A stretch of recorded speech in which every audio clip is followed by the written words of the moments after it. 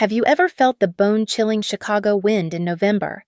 It is nothing compared to the ice in my chest right then. You think you know the person sleeping next to you. You think you know the meaning of a metallic click. You are wrong. This story is not about a broken heart. It is about a multi-million-dollar financial conspiracy, and what happens when a data analyst decides to run one last analysis on her life. I am Maya. I am 35 years old. That night, the air in the pressurized hallway of our Chicago penthouse felt too warm, thick with the smell of expensive air filters. I was heading to the rooftop, not for the skyline, but to check a radiator. As a member of the building's board, I was the one who drew the short straw to check on a noise complaint regarding the communal heating unit. It was November, and the cold was already settling deep into the city's concrete bones. I took the private elevator up, the soft electronic hum the only sound, fumbling for a moment with the heavy utility key. The rooftop door is heavy steel, built to keep the lake effect wind at bay. I pushed it open just a crack, bracing myself for the howl of the wind and the expected mechanical groan of a faulty radiator. Instead, I heard voices, a low murmur, a high-pitched giggle I knew too well. My husband, Leo, and our perfect neighbor, Justine. I froze, my hand still gripping the cold metal push bar. Through the narrow gap, lit by the weak glow of the skyline, I saw them. They were not just standing there. They were tangled together, a mess of limbs and coats, on the gray, deep-seated outdoor sofa. The sofa I had spent 3 weeks tracking down. They were huddled beneath the strings of Edison bulbs I had hung for our anniversary party 2 months prior. The wind was loud, whipping around the concrete parapet. My blood was louder, a sudden, deafening rush in my ears. I felt dizzy, disconnected, like I was watching a scene from a badly written movie. But one sentence, carried on the air, cut straight through the fog. It was Justine. "Are you sure she'll never suspect the Delaware accounts?" Her voice, usually so saccharine when she offered me homemade scones in the elevator, was sharp, metallic, and conspiratorial. Leo laughed. It was the deep, dismissive chuckle he used when he thought I was being naive about politics, or the stock market, or anything important. "Maya. She is too busy playing data wizard at Quantumlytics to notice anything. She trusts me completely. It is fine. Just let her be the hero breadwinner." The hero breadwinner. The words hit me harder than the gust of November air that suddenly blasted my face, making my eyes water. The cold was shocking, a physical slap. I took an instinctive, silent step back onto the landing. The heavy door groaned slightly, moving with me, but they did not hear it. They were too preoccupied. My hand was shaking. No. I looked down at it. It was perfectly still. I looked at the lock mechanism. It was a commercial-grade auto lock, a mag lock. You could only get back in from the stairwell with an electronic key fob. If this door closed fully, it stayed closed. It was a safety feature to prevent residents from getting locked out, but it only worked if the door was propped open. From the inside landing, it was a fortress. My mind went quiet. The roaring in my ears stopped. There was no pain, no anger, not yet. There was only clarity, a sudden, sharp, ice-cold focus. I moved slowly, deliberately. I pulled my hand back from the push bar. I used just my fingertips to guide the heavy steel door back into its frame. I did not let it slam. I eased it shut, moving it the last inch with the care of a surgeon, until I heard the faintest, most definitive sound of my life. A soft click, the bolt engaged, the magnetic lock was sealed. I did not run. I did not cry. I turned around and walked, my footsteps even, and measured on the tiled landing, toward the elevator call button. I pressed it. My heart was not pounding. It was not racing. It was calculating. They were out there. The temperature readout in the elevator lobby had said it was 5 degrees Celsius, 41 degrees Fahrenheit. Not deadly, not immediately, but it was damp, and the wind chill off the lake would cut right through their clothes. They would be miserable, deeply, punishingly cold. They would be there for a while. They would be there until another resident decided to brave the cold for a late-night view, which was unlikely on a Tuesday in November, or until they called someone, but I knew they could not call. I knew, with the absolute certainty of a data point, that both of them had left their phones charging in their respective apartments. They always did when they went for a walk together. It was their one pathetic attempt at operational security. Their single, fatal, amateur mistake. The elevator doors opened with a soft chime. I stepped inside, looked at my reflection in the polished bronze, and saw a stranger staring back. She looked calm. She looked ready. Let us rewind 6 years. Back when the Chicago wind felt romantic instead of just cold, and the skyline was a promise, not just a vantage point. I met Leo at a pretentious wine bar in the West Loop. He was struggling. That was the word he used, and it sounded poetic on him. A struggling writer, armed with a worn leather notebook and a smile that could disarm a hostile takeover. He was devastatingly charming, quoting poets I had never read and looking at me as if I were the only variable that mattered in his entire equation. I was the opposite. I was a rising data analyst at Quantumlytics, a high-level, fictional-sounding tech consultancy that was very real and very demanding. My world was not poetry. It was predictive modeling and statistical analysis. I saw the world in patterns, in clean data sets that I could manipulate to find the truth. I was good with numbers. Leo, I told myself, was my creative balance. He was the unstructured data, the human element I needed to stop optimizing my entire life. He was my escape from the sterile logic I lived in from 9 to 5. He made my life feel complete, less calculated. We married. It was fast. I was promoted. I bought the penthouse in the Gold Coast, the one with the floor-to-ceiling windows overlooking the lake. I paid for it. My bonus. My name on the deed. Leo said he felt unmanned by it, so I assured him it was our home. He picked the art. I picked the mortgage. Then we met the neighbors, Justine and Greg. They were in the penthouse opposite ours. Greg was a celebrated cardiothoracic surgeon, a man who seemed to exist only as a weary ghost in the elevator at 6 in the morning or midnight. He was always absent, always saving lives. Justine was his perfect counterpoint. The perfect housewife. She was beautiful, always impeccably dressed, and her apartment always smelled like fresh bread or chocolate chip cookies, which she offered us constantly in the elevator. She was sweet. She was kind. Leo and I settled into a rhythm. It became our agreement. Unspoken at first, then explicit. I was the earner. My career was skyrocketing. Quantumlytics valued my ability to see the patterns no one else could. Leo, he would manage our life. He said my work was too high stress, too demanding. You focus on changing the world, Maya, he would say, rubbing my shoulders as I stared at a screen.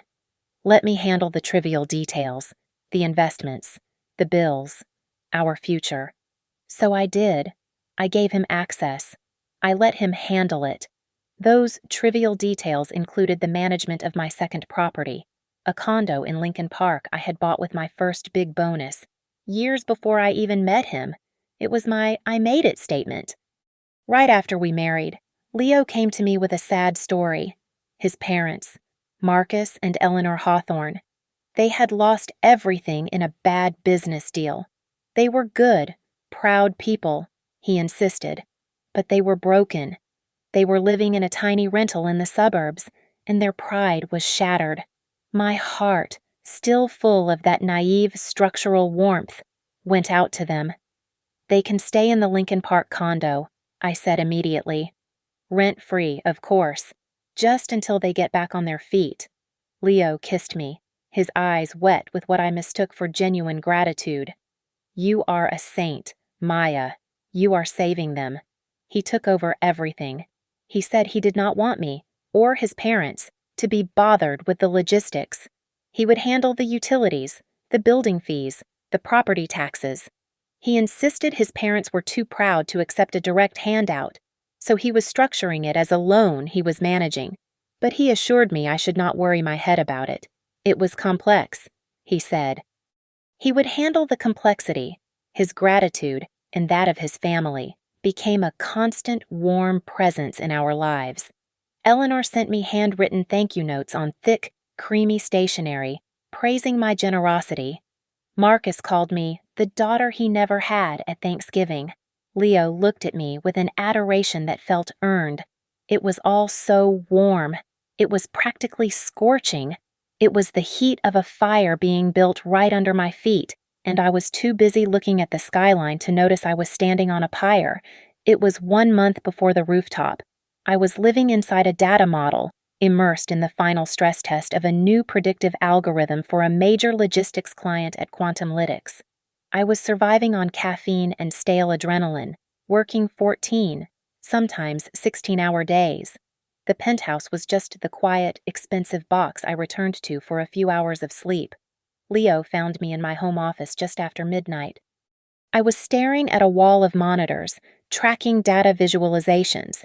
He did not knock. He just appeared at my elbow, holding 2 glasses of the very expensive Cabernet I favored. He had his serious face on, the expression of curated gravity he used when he wanted to discuss our future or his parents' finances. "Honey," he said, his voice a low, concerned purr. He set the wine glass on my desk, careful not to smudge the screen. "We need to talk." I did not look away from the monitors. "Leo, I am in the middle of a simulation. Can it wait?" "It cannot," he said, gently placing his hand on my shoulder. "I am worried about you. Maya, you are working yourself into the ground. You are our single greatest asset, and we are not protecting that asset." The language. He was using my vocabulary. Asset, protect, strategy. It was clever. It was designed to bypass my exhaustion and appeal to my logic. I sighed, swiveling my chair to face him. What do you mean? Protecting me?"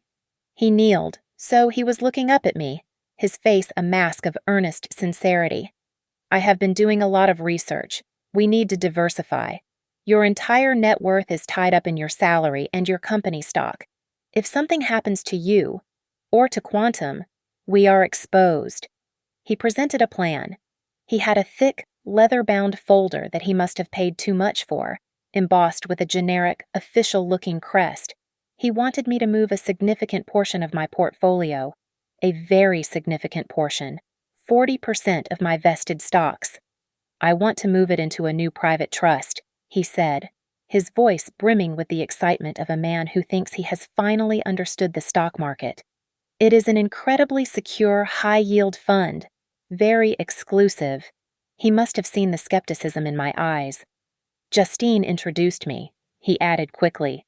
Justine, the woman whose primary skill set appeared to be baking and complaining about the pool temperature? "Satar Justine. Do not be a snob, Maya," he said, laughing gently. "You know she has that accounting degree she never uses from a top-tier school. She is brilliant. This is her side hustle. She vets these exclusive opportunities for a small circle of friends. This firm is invitation only. She got us in." He opened the folder to the summary page. "Look at this structure. It is designed to protect us from taxes. When your next batch of options vests, the capital gains hit is going to be brutal. This shields us. It is offshore, but perfectly legal. It secures our future, honey, our future." I flipped through the pages. My brain, already running on fumes, recoiled. It was a wall of dense, impenetrable legalese. Subclauses, holding companies, jurisdictional waivers. It was a document designed to be signed, not read. "Leo, this is too much for me right now," I said, closing the cover. "I am launching the KL project on Friday. I will look at it after." The warmth in his expression flickered. The impatience was immediate. He pushed the folder and a heavy, expensive pen back toward me. "Maya, later, never comes with you.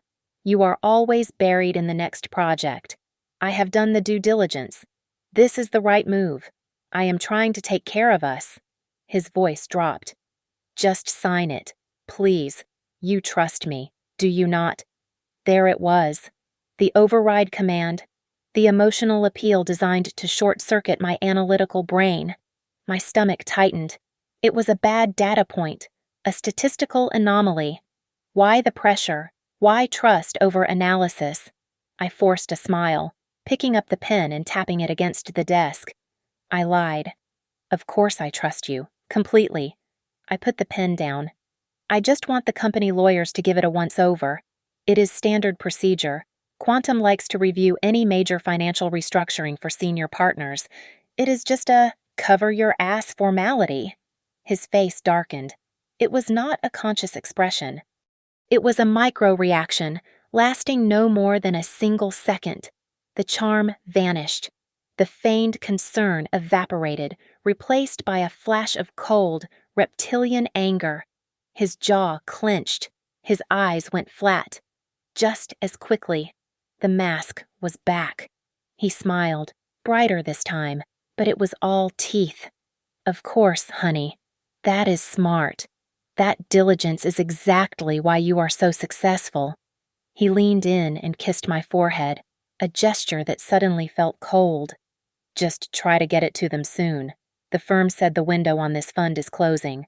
He left the room. The folder remained on my desk. For the next 4 weeks, it sat there, untouched.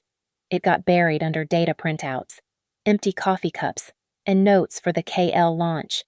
I never sent it to the lawyers. I just forgot.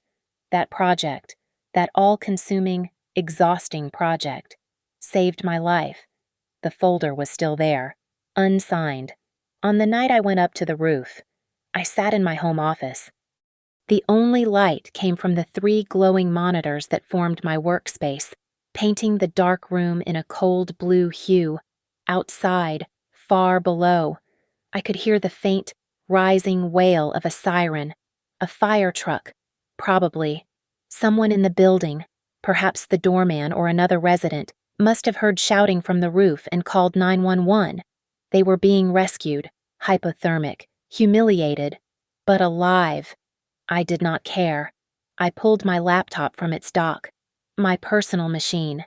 Not the Quantumlytics one. The one I had built myself.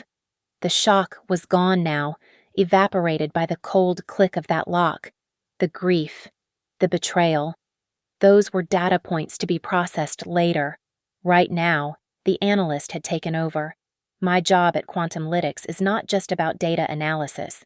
Anyone can run a regression. I build predictive models. I hunt for the anomalies, the single data points that deviate from the established pattern. I find the whisper of fraud in a billion lines of code. I find the ghost in the machine. Leo, with his poetry and his superficial charm, thought he was the ghost. He was just noise. He thought our smart home system was intelligent. He loved telling people at dinner parties how he could control the lights and music from his phone. He had no idea what it really was. I had designed the network architecture myself. I did not run our lives on the building's standard ISP. I had my own fiber line. I built a private subnet, a walled digital garden that his devices could see, but never access, a sandbox. And in the utility closet, behind a false panel, was my server. He thought it was a backup drive for our family photos and his manuscripts. It was not. It was a packet sniffer, a silent digital recorder that logged every single byte of data that moved through our network, every email, every website, every keystroke sent over the unencrypted parts of our Wi-Fi. It was my professional paranoia, a habit from my work, applied to my home. I opened a terminal. The black screen and simple green cursor felt like home. I did not run a search for Justine or affair or love letters. That was emotional noise. I was looking for the signal. I started a query, pointed not at his computer, but at my server's log files. I was searching for the patterns. My search terms were Delaware, Trust, the name of the firm from that unsigned, leather-bound folder. Ethelred Private Equity. My fingers flew across the keyboard. The queries were complex, cross-referencing terabytes of logged data from the past 6 months. I was looking for traffic from Leo's laptop or phone to any IP address associated with those terms. It took less than 10 minutes. There it was, a flicker, a clear, repeated connection from his machine to a privately registered IP address in Wilmington, Delaware. But he was not just visiting a website.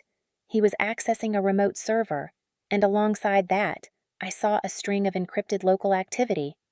He had a hidden volume on his own computer. I initiated a remote connection to his laptop, which was sitting on his antique writing desk in the living room, charging. His password was, predictably, the name of the main character from his unfinished novel. I was in within seconds. I ran a search for the file volume. It was not there. He was just smart enough to hide it. But he was not smart enough to hide it from me. I opened his command registry. I saw the command he used to mount it, and the one he used to dismount it, and then I saw the most beautiful thing, a delete command. From 3 hours ago, a folder, heavily encrypted, named A.P.E. Trust, Ethelred Private Equity. He had deleted it, probably right before he went up to the roof to celebrate his impending victory. He dragged it to the trash icon and hit empty. He did not wipe the disk. He did not run a secure shredder. He did not overwrite the sectors. He just deleted it. A rookie mistake. An amateur's move, born from the arrogance of a man who thought he was the smartest person in the room when he was not even the smartest person in his own marriage. I ran a simple file recovery protocol. The drive whirred. 2 minutes later, the folder was back on his desktop, glowing under my remote cursor. It was encrypted, just as I had seen, but he had to type the password to mount it. And my server logs everything. I cross-referenced the timestamp of the mount command with my server's keystroke log for his device. The password was Maya Hero 40, 40, as in 40%. I typed it in.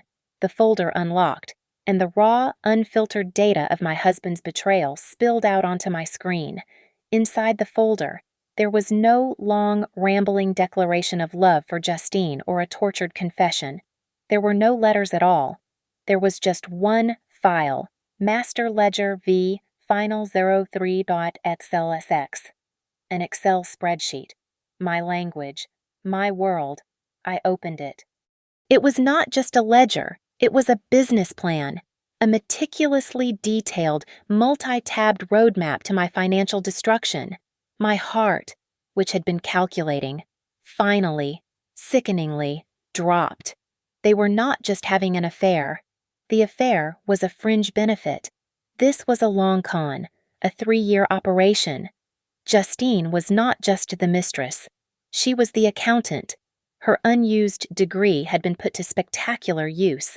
The first tab was a list of corporate entities, Hawthorne Holdings, J.L., Asset Management, Gold Coast Logistics, all shell companies, all registered in Delaware and the Cayman Islands, all listing Justine as the primary agent. The second tab was titled Lincoln Park. It was a simple income statement. My rent-free condo, where Leo's broken parents were supposedly living, had been a high-end, cash-only Airbnb rental for the past 2 years. The line items were nauseating.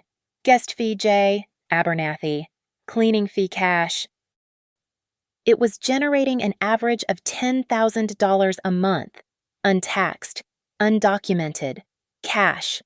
A subfolder contained scanned bank statements from a Florida bank. His parents, Marcus and Eleanor, were living comfortably in a rented villa in Naples, Florida. The rent payments were wired directly from an account I did not recognize, an account funded by my generosity. The business loss that had destroyed his father. Marcus a lie. Another tab. M-Transfer. Detailed a single wire payment from Marcus Hawthorne's original business before he declared bankruptcy to an offshore entity. He had not lost his money. He had hidden it. They had been slowly bleeding me. The spreadsheet tracked micro-withdrawals from my smaller savings accounts, the ones I never checked. $500 here, 1,000 there. Overdraft protection fees, wire transfer setup costs. It was the statistical noise I had trained myself to ignore, weaponized against me. And then, the main event. The A.P.E. Trust. The Delaware Fund. It was not a plan. It was the endgame. A separate document in the folder was a draft of a divorce filing, time-stamped for the week after I was supposed to sign. My signature on that document would have legally transferred 40% of my net worth into a liquid asset account, an account for which Justine was the co-signer. Leo would file for divorce, claiming irreconcilable differences, and by the time my lawyers untangled the trust, the money would be in the Caymans. The casual cruelty of it was breathtaking. There was a tab labeled Expenses. It was their receipts. A first-class trip to Aruba for 2. A $30,000 wire transfer to a jeweler for a Rolex, noted as a birthday gift, M.H. Marcus Hawthorne. A payment for a 7-carat diamond ring, with a note, hold for J, post D, post divorce. It was not for me. This was the model. I was the input. My life's work was the raw material, and their output was a new life, built entirely on top of mine. But I was wrong. I was not the only one. The last tab was hidden. The font was colored white to blend in. I selected all and changed the text to black. The title appeared G-Plan. I did not understand. Not for a moment. Then my blood ran colder than the rooftop air. Greg, Justine's husband. The quiet, exhausted surgeon. It was a separate, smaller plan. It detailed how Justine had been accessing his hospital's financial records. They were setting him up, fabricating a trail to implicate him in a procurement scandal involving inflated invoices for medical supplies. They were planning to frame him, create a for-cause situation. She would divorce him, trigger the morality clause in their prenup, and take everything, his reputation, his share of their assets, his medical license. They were colleagues, partners in crime. I was just the bigger fish. I was funding the entire operation. I copied the entire master ledger file, along with the recovered folder, onto a military-grade encrypted USB drive. I unplugged my server from the wall, severing its connection. The data collection phase was over. My phone, charging on the nightstand, buzzed. I picked it up.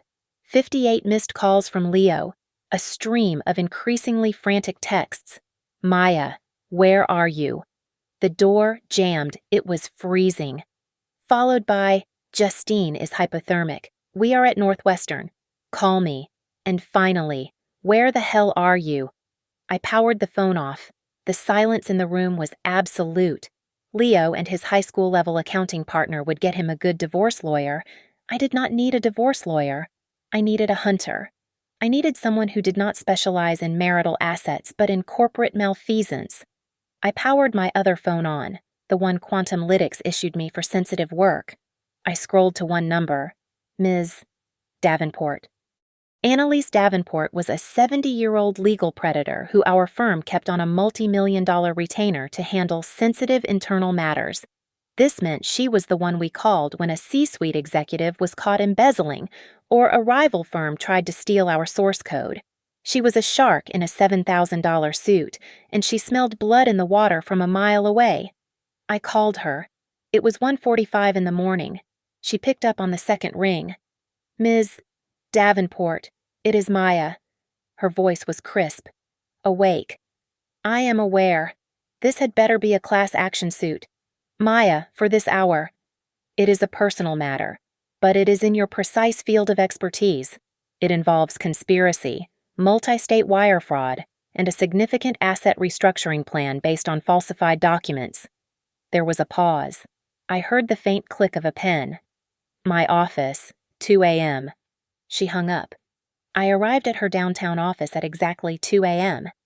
The building was dark, but her office on the 40th floor was brightly lit. She was sitting behind a desk the size of my car, a single cup of black coffee in front of her. She looked like she had been waiting all day. I did not cry. I did not apologize for the hour. I did not give her a dramatic, rambling story about my heart. I walked to her conference table, plugged my USB drive into her high-end projection system, and hit enter. "This is the data," I said. The master ledger spreadsheet filled the wall-sized screen. I walked her through it, tab by tab. Lincoln Park, M-transfer, expenses, G-plan.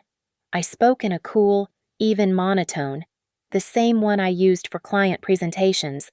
I was not a wife. I was an analyst presenting my findings. Ms. Davenport did not speak for 20 minutes. She just read. She honed in on the wire transfer details, the shell company registrations, the dates. She absorbed the entire sordid business plan without a single flicker of emotion. Finally, she leaned back in her chair and steepled her fingers, looking at me over the top of her expensive, razor-thin glasses. "They are not just stupid, Maya," she said, her voice quiet. "They are arrogant, and arrogance creates sloppy work. This password," she pointed to Maya Hero 40, "is what a prosecutor would call consciousness of guilt. This," she pointed to the wire transfers, "is federal wire fraud. This," she pointed to the G-plan, "is conspiracy to commit fraud. This is a RICO case if I have ever seen one." She stood up and walked to the window, looking down at the sleeping city. "So, the question is, what do you want? Do you want them ruined, in prison, disbarred, and broken, or do you just want your money back?" I thought for a moment. I thought about the man I loved, and the man on the roof. I thought about the data. "I want to run the model," I said. "They built a system that relies on one critical variable, my money, my compliance, my trust. I want to pull that variable. I want to watch the entire system collapse." A slow, thin smile spread across Ms. Davenport's face. "I like that. A controlled demolition. All right. We start by cutting the power." She was on the phone for the next hour, waking up judges and bank managers, calling in favors I could only guess at. By 3:30 a.m., every account I held, joint or private, was frozen. The shell companies were flagged. The Airbnb listing for the Lincoln Park condo was suspended, its payout account locked. The money had stopped. "There," she said, hanging up. "Their entire cash flow is gone. Now, let's do a good deed." She looked at the G-plan tab, still glowing on the wall. "Dr. Greg, the husband. He is a victim here, too. A patsy." "He is," I agreed. "He needs to know," she said. "He is our unknown variable. Let us give him some data and see how he reacts." By 4 a.m., a messenger was dispatched. An anonymous manila envelope was on its way to Dr. Greg's office at the hospital, timed to arrive just as he finished his morning rounds. It contained no note, no explanation, just 2 printouts, the complete G-plan tab, and a screenshot of the Aruba bank account statement from the expenses tab. I walked back into the penthouse at 7 a.m., after a few hours of sleep at a hotel and a long, productive session with Mr. Davenport's forensic accounting team. I felt rested. I felt ready. Leo was in the kitchen, pacing. He looked terrible. His skin was pale and waxy, his eyes were bloodshot, and he was still wearing yesterday's clothes, which smelled faintly of rooftop damp and fear. He saw me, and his expression contorted, a mixture of raw fury and panic. "Where were you?" he shouted, his voice cracking. "I called you 60 times, Justine, and we nearly died up there. That goddamn door jammed. We could have frozen to death." I set my briefcase down on the marble island. I calmly took off my coat, folded it, and placed it on a stool. "I was at a hotel," I said, my voice perfectly even, betraying nothing. I needed to think. The anger vanished instantly, replaced by a desperate, pleading mask. The pivot was immediate. He rushed toward me, his hands outstretched, but he stopped short when he saw my face. "Oh, God, honey, you must have heard something." He tried to grab my hands. I put them in my pockets. "Baby, I can explain. It was nothing. It was a mistake. Justine. She is manipulative. She is weak. I was, I was comforting her. I took advantage. No, I mean, she took advantage of me. It was a terrible mistake. Maya, a stupid, horrible mistake. I looked at him.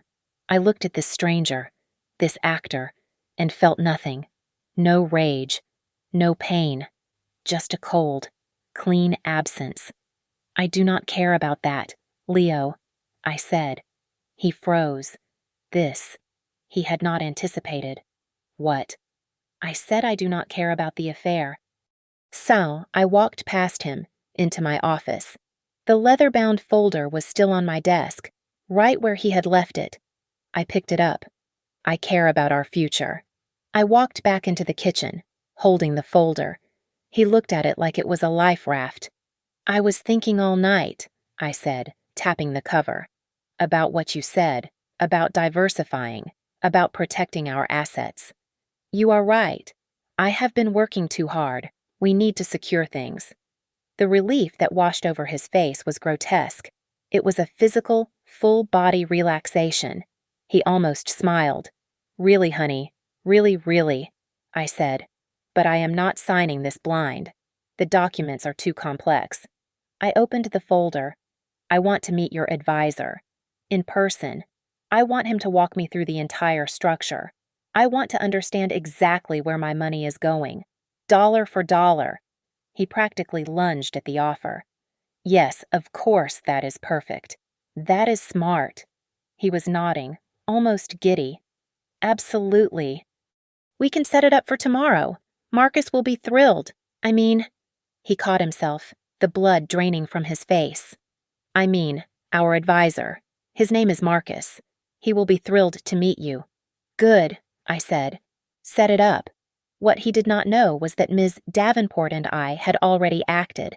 As of 3 a.m., the secret Airbnb account was frozen. The bank, citing a potential fraud investigation, had locked all inbound and outbound transfers. The $10,000 a month in cash he was skimming, the money that funded his parents in Florida and his expenses in Aruba, was gone. The pressure point was applied. He just had not felt it yet. I left him in the kitchen, already on his phone, scrambling to set up the meeting. I went to my room to change. As I was closing the bedroom door, the private chime for our penthouse elevator rang. I opened the front door. It was Greg, Justine's husband. He looked like a man who had been hollowed out. His face was gray. His surgeon's hands were shaking.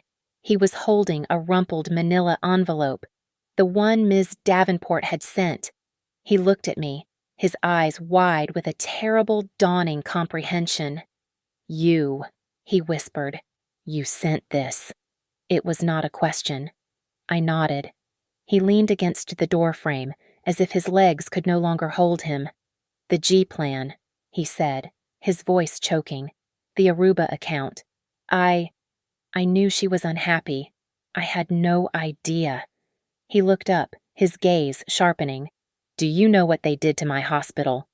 This, I did not know. The G plan had been about framing him for fraud, but the details had been sparse. They did not just plan to frame me, he said, his voice raw. They acted. They used my stolen credentials, my digital signature. They used my professional reputation to secure a $2 million line of credit for a fake medical supply company. A shell. One of her shells. He held up a different piece of paper. A letter from the hospital's board. An internal audit just flagged it. I am being investigated. I am going to lose my license. Maya. They did not just plan to rob me. They already have. The meeting was set for 10 a.m. the next day, at a neutral conference center downtown. A sterile, glass-walled room that Ms. Davenport had rented under her firm's name. Leo and his father, Marcus, walked in precisely on time. They were smiling, smug. They both wore expensive, dark blue suits, looking every bit the successful financiers. Leo's relief was palpable. He clearly thought this meeting was the final step to securing his prize. He had gotten over his cold and was back in performance mode. Justine was not with them. Justine she is too ashamed to show her face. Maya, Leo said, trying to look sympathetic. She feels terrible. This is between us. Anyway, family. I knew from Ms. Davenport's early morning update that the real reason was far simpler. Greg, armed with the G plan, had already met with his own lawyers. He had filed an emergency motion and frozen their joint accounts. Justine could not afford the cab. They sat opposite me and Ms. Davenport at the long, polished mahogany table. "Leo, Marcus," I said, my voice flat. "This is Annalise Davenport, my personal counsel, here to review the procedural paperwork." Marcus, the patriarch, gave her a dismissive, patronizing smile. Of course. Always good to have lawyers check the fine print." He slid a new, identical leather-bound folder across the table. "Annalise, Maya, what we have here is a simple, elegant structure for financial security. If you will turn to page 1, Marcus began his presentation. He used all the right words: asset protection, tax sheltering, long-term growth, legacy. He spoke with the smooth, confident cadence of a seasoned con man. I let him talk for exactly 5 minutes. Then, I held up my hand. "Stop." He did. He looked annoyed. "Maya, if you will just let me explain the—" "I understand the structure perfectly. Mr. Hawthorne," I interrupted, "but I have a few data points I would like to verify first." I opened my own laptop. I did not connect to their system. I used my own encrypted firewalled mobile hotspot. Ms. Davenport had arranged for the conference room's large 80-inch monitor to be slaved to my device. "Let's start with this," I said. I hit a key. The screen lit up, not with a spreadsheet, but with a complex data flow map. It showed a series of nodes and the packets flowing between them. "Do you recognize this IP address, Mr. Hawthorne?" I asked, pointing my laser pointer at a node labeled Florida. "Or this one, in Delaware, or this one." I aimed the red dot at the center, which belongs to my husband's personal laptop, which was communicating with this one. "My home server." Leo's face went white. He stared at the screen, his smugness evaporating. "Maya, what the hell is that?" Marcus tried to hold his composure. He squinted at the screen, feigning confusion. "I am sorry, dear. I do not understand all this. This technical jargon. IP addresses. What is this? Then let me simplify it for you," I said. I clicked to the next slide. The Excel ledger filled the screen. All tabs visible. G-plan. Expenses. Lincoln Park. "This," I said, my voice as cold and clear as the rooftop air, "is a detailed record of 63 separate counts of federal wire fraud. This," I pointed to the Lincoln Park tab, "is the income ledger for the illegal, cash-only rental of my property, totaling over $200,000. And this—" I clicked again. The screen changed. It was no longer a spreadsheet. It was a video file. The grainy, green-lit night vision of the rooftop security camera. The audio was crystal clear, enhanced by my own software. We watched the tangled figures on the couch. We heard Justine's sharp voice. "Are you sure she'll never suspect the Delaware accounts?" And then Leo's laugh, clear as a bell in the silent, expensive room. "Maya, she is too busy playing data wizard at Quantumlytics to notice anything. She trusts me completely. It is fine. Just let her be the hero breadwinner." Leo shot out of his chair so fast it screeched on the floor and toppled over. His face was a mask of purple rage and pure animal panic. You spied on us. You filmed us." I remained perfectly still, looking at Leo's contorted, furious face. I did not raise my voice. "I did not spy on you. Leo," I said, my voice cutting through his panic. "I am on the building's board. Remember, it is one of those trivial details I handle. We had a vandalism incident in the west stairwell last month. The board approved and installed a new high-definition security system with audio recording for all communal spaces, including the rooftop. It is perfectly legal. You and Justine were simply confessing to a multi-million-dollar federal conspiracy in a public area. It is all, as Ms. Davenport would say, perfectly admissible. Leo's mouth opened and closed, but no sound came out. He looked from the screen to me and back again. The data had beaten him. Ms. Davenport, who had been watching this exchange with the quiet patience of a vulture, leaned forward. She slid a new, much thinner document across the polished table. It landed in front of Marcus.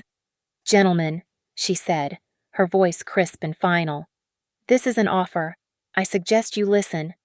Marcus, whose face had become a pale, sweaty mask, looked down at the paper as if it were a snake. "That, Ms. Davenport continued, is a full and binding confession. It details every count of wire fraud, the conspiracy, the illegal tenancy and income from the Lincoln Park property, and the formation of the shell companies for the express purpose of defrauding my client. You will both sign it. You will also sign the accompanying papers, which will immediately dissolve the Ethelred Trust and all associated entities, and transfer every single asset, liquid or otherwise, back to Ms. Hawthorne's sole control within 24 hours. In exchange," she paused, letting the silence hang, "Ms. Hawthorne will agree to do nothing. She will not pursue civil charges." There was a moment of thick, stunned silence. Then, Marcus let out a short, barking laugh. It was a terrible, desperate sound. "You are insane," he spat. "Absolutely not. This is a joke. A bitter, jilted wife and her ambulance-chasing lawyer. We will see you in court. You will be countersued for defamation. For everything. You have no case." "I do not think so," Ms. Davenport said. She did not look at him. She looked at her thin, elegant watch. 10:25. "Ah, excellent. They are prompt." On cue, the glass door to the conference room opened. 2 uniformed Chicago police officers stepped in first. They were followed by 2 people in dark, conservative suits, a man and a woman who had federal agent written all over them. They did not look at me. They looked directly at Marcus and Leo. Leo flinched, staring at the officers. "What is this you called the cops on me for?" For what a domestic dispute, Marcus, for the first time, looked truly afraid.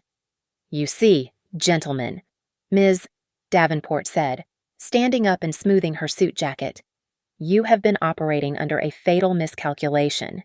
You have been sitting here thinking this is about you and Maya. You thought this was a divorce negotiation. You were wrong." She gestured to the agents. "Maya will not be pressing civil charges. That is entirely true, but we are not the only victims here, are we?" The female agent stepped forward, holding up her badge. "Marcus Hawthorne, Leo Hawthorne, Ms. Davenport's voice was cold, a clinical summary of the data. "It seems Dr.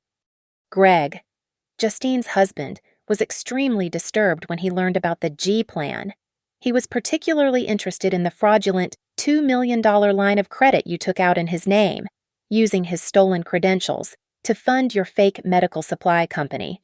He took his own evidence package, your spreadsheets, your wire transfers, your entire conspiracy to defraud the hospital directly to the FBI's white-collar crime division yesterday afternoon." "Marcus Hawthorne, Leo Hawthorne," the agent said, her voice void of emotion. "You are under arrest for conspiracy to commit wire fraud, bank fraud, and aggravated identity theft against the Chicago General Hospital." The uniformed officers moved in. They pulled Marcus and Leo's hands behind their backs. The sound of the metal handcuffs clicking shut echoed the sound of the rooftop door. "They were not here for me. They were here for Greg." Ms. Davenport looked at the 2 stunned, broken men being led away. "They came for the hospital fraud," she said quietly, "just to me. Your plan to defraud my client," she nodded to the agents, "is just, as they say, the icing on the cake." As the officers pulled him toward the door, his composure finally shattered. He twisted, his face a desperate, ugly plea. "Maya, Maya, you cannot do this. Please, I am your husband. I love you. You love me." His words were loud in the sterile room, bouncing off the glass and mahogany. They were just more noise, more bad data. I walked calmly toward him, stopping just close enough that the officers paused. I leaned in, my voice so quiet it was only for him, a final, private packet of information. "No, Leo," I whispered. "I loved the idea of you. I loved the model I built. But the real you are just a bad data set, and I am just cleaning up the system." His face crumpled. It was the last I ever saw of him. The collapse was total. It was a cascade failure, just as I had modeled. Justine was arrested later that afternoon. Greg, having secured his own assets, had called the police to report her for trespassing when she showed up at his lobby, screaming and demanding money. When the police ran her name, the federal warrant from the hospital fraud was already active. They arrested her on the spot. Marcus and Leo faced a mountain of federal charges. The hospital fraud was the primary engine, a clean, corporate crime the FBI adored. My own financial data, provided by Ms. Davenport as a supplemental victim impact statement, ensured there would be no leniency. They lost everything: their hidden assets, their reputations, their freedom. Leo's parents, the proud, broken couple, were summarily evicted from the Florida villa by the property owners once the payments, funded by my stolen money, abruptly stopped. I heard they were last seen moving in with an aunt in Wisconsin. Greg cooperated fully with the FBI. He became their star witness, the respected surgeon whose reputation had been leveraged by a criminal conspiracy. He was granted full immunity, and his name was publicly cleared. He sold his penthouse and all its contents, moved to Boston, and took a position at a new hospital. He sent me one single text message. "Thank you." I replied, "You are welcome." We never spoke again. I did not stay. There was nothing left to analyze. I took back the Lincoln Park condo. I had it professionally cleared of their lives, and I sold it inside a week. I sold the penthouse. I let the new owners have the couch, the lights, everything. I liquidated the assets, all of which were returned to me by court order. I took my entire digital life, my servers, my drives, my network, and I ran a 7-pass secure erase protocol. I did not just delete. I overwrote. I sanitized. I eradicated every trace of the life we had built. I changed my number. I took an extended sabbatical from Quantum Lytics, and then a full transfer to their London office. I was not running away. I was executing a final command. I was deleting the variable. My last night in Chicago. I took the private elevator up one last time. I stood on that rooftop, alone. The wind was still just as cold, that same November howl. But for the first time, it did not get in. I felt warm. The city lights spread out before me, a beautiful, complex system. I looked down at the heavy steel door. I took out my key fob, the one for the building board. I swiped it, and I heard the satisfying electronic thunk as the maglock disengaged. I opened the door. Then, with all my strength, I slammed it shut. The boom echoed across the roof. Final, decisive, locked. Thank you so much for listening to my story. I would love to know where you are all listening from, so please drop a comment below and share your thoughts.